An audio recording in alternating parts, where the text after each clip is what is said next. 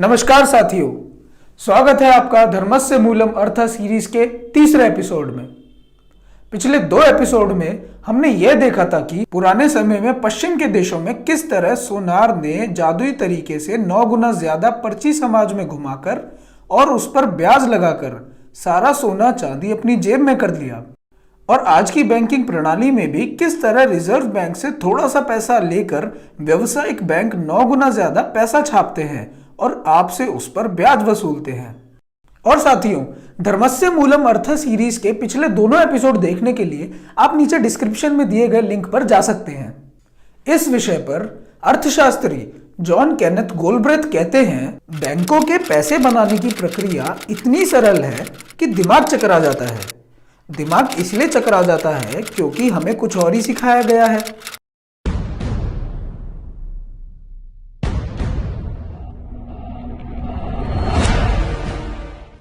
अभी तक तो हमने आपको पैसा बनने की प्रक्रिया बस ऊपर ऊपर से ही बताई थी, लेकिन आज के एपिसोड में हम विस्तार से आपको यह बताएंगे कि आज के समय में यह पैसा बनता कैसे है।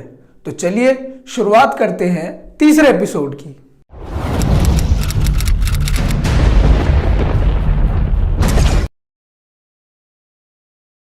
आज के समय में जब कभी भी हमारे देश की सरकार को पैसे की जरूरत पड़ती है तो उसके पास 2 रास्ते होते हैं। सबसे पहले तो वो हमारे देश की जनता के ऊपर टैक्स लगाते हैं, और अगर टैक्स से इकट्ठे किए गए पैसे कम पड़ते हैं तो वो हमारे देश के सबसे बड़े बैंक भारतीय रिजर्व बैंक से कर्ज पर पैसे ले लेते हैं। आइए भारत सरकार की इस कर्ज लेने की प्रक्रिया को थोड़ा विस्तार से समझते हैं।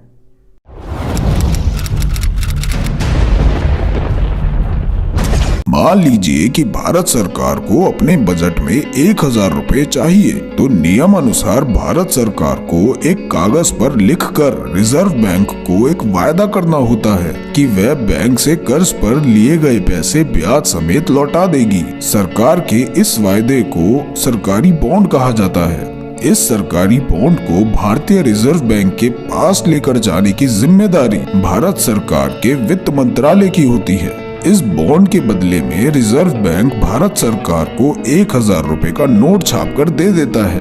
1000 रुपए मिलने के बाद भारत सरकार इसे अलग अलग प्रकार की जन कल्याण योजनाओं में खर्च कर देती है, जिससे ये 1000 रुपए देश की जनता के पास आ जाते हैं। यह पैसा आपके और हमारे बीच में घूमता रहता है, लेकिन ज्यादातर लोग अपना पैसा सुरक्षित रखने के लिए उसे बैंकों में एक अकाउंट बनाकर सेव करते हैं, और ये 1000 रुपए आपके नजदीकी बैंकों में जमा हो जाते हैं, जिसके बदले में बैंक वाले आपके खाते में उतने पैसे लिख देते हैं। अब अगर इस प्रक्रिया को आप समझें तो वो 1000 रुपए जो रिजर्व बैंक ने एक सरकारी बॉन्ड के बदले में सरकार को दिए थे, वह 1000 रुपए अब घूमकर गली नुक्कड़ पर बने हुए कमर्शियल बैंकों के अंदर आ गए हैं। जैसा कि हमने पहले आपको बताया था कि ये कमर्शियल बैंक अपने पास रखे हुए पैसे का 9 गुना ज्यादा पैसा छापते हैं, तो अब इस 1000 रुपए को अपने पास रखकर बैंक 9 गुना ज्यादा पैसा छापकर आपको और हमें कर्ज पर देना शुरू कर देंगे। इस प्रक्रिया के चलने पर देश के अंदर पैसे की मात्रा बढ़ जाती है। पैसे की मात्रा बढ़ने के साथ साथ ब्याज भी बढ़ता है, जिसका परिणाम यह होता है कि देश के अंदर महंगाई आ जाती है। देश में आई महंगाई को कम करने के लिए नियमानुसार रिजर्व बैंक अपने पास रखे हुए 1000 रुपए के सरकारी बॉन्ड को 1000 रुपए में कमर्शियल बैंकों को बेच देता है। इस प्रक्रिया को पाश्चात्य अर्थशास्त्र में ओपन मार्केट ऑपरेशन कहा जाता है। इस ओपन मार्केट ऑपरेशन की प्रक्रिया के हो जाने के बाद अगर अभी तक बताई गई पूरी प्रक्रिया को आप ध्यान से देखें तो शुरुआत में जो बॉन्ड सरकार ने लिखकर रिजर्व बैंक को दिया था, वो बॉन्ड अब रिजर्व बैंक के पास न रहकर कमर्शियल बैंक जैसे एक्सिस, HDFC, ICICI इत्यादि बैंकों के पास आ गया है। और जो 1000 रुपए रिजर्व बैंक ने सरकार को छापकर दिए थे, वो 1000 रुपए अब वापस रिजर्व बैंक के पास आ गए हैं।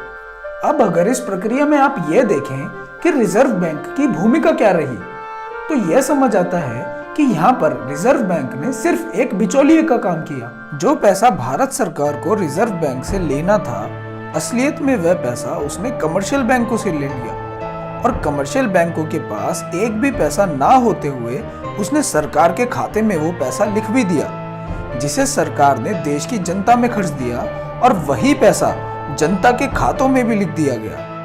दुनिया भर के केंद्रीय बैंकों का सिर्फ इतना काम होता है कि जितना कर्ज कमर्शियल बैंक जनता में बांट देते हैं उसका 6 या 10% इन कमर्शियल बैंकों को छापकर दे देना। फेडरल रिजर्व बोर्ड के अध्यक्ष मैरिनर एक्लिस 1935 में बैंकों की इस प्रक्रिया के बारे में यह लिखते हैं कि सरकारी बॉन्ड की खरीद में बैंकिंग प्रणाली बिल्कुल नया पैसा बनाती है। जब बैंक सरकार द्वारा जारी किए गए 1 अरब डॉलर के बॉन्ड खरीदता है तो वो सरकारी खाते में 1 अरब डॉलर लिख देता है। इस तरह से वे सिर्फ खाते में लिखकर 1 अरब डॉलर पैदा कर देते हैं। जब भी भारत सरकार या देश की जनता को कर्ज लेने की जरूरत पड़ती है तो वो ब्याज समेत पैसा लौटाने का वायदा लिखकर व्यावसायिक बैंक के पास जाते हैं। आपके वायदे को अपने पास रखकर व्यावसायिक बैंक उतनी ही रकम आपके खाते में लिख देते हैं, जिस पर बैंक वाले सालाना का लाखों करोड़ों रुपया ब्याज मांगते हैं। सरकार और जनता के खातों में लिखे गए पैसे का कुल 10% ही बैंक वालों को रिजर्व के रूप में रखना होता है, जिसे वो भारतीय रिजर्व बैंक से कर्ज पर ले लेते हैं। इस प्रक्रिया के हिसाब से देश के कुल पैसे का 95% पैसा व्यावसायिक बैंक बनाते हैं, जो कि सिर्फ खातों में ही बनता है और खातों में लिखा रहता है। भारतीय रिजर्व बैंक सिर्फ 5% ही पैसा बनाता है, जो कि कागज के नोट में आपको और हमें दिखाई देता है।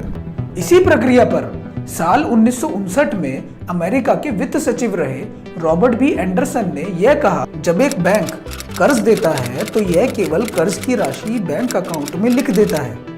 यह पैसे बैंक किसी और के जमा किए गए पैसों से लेकर नहीं देता।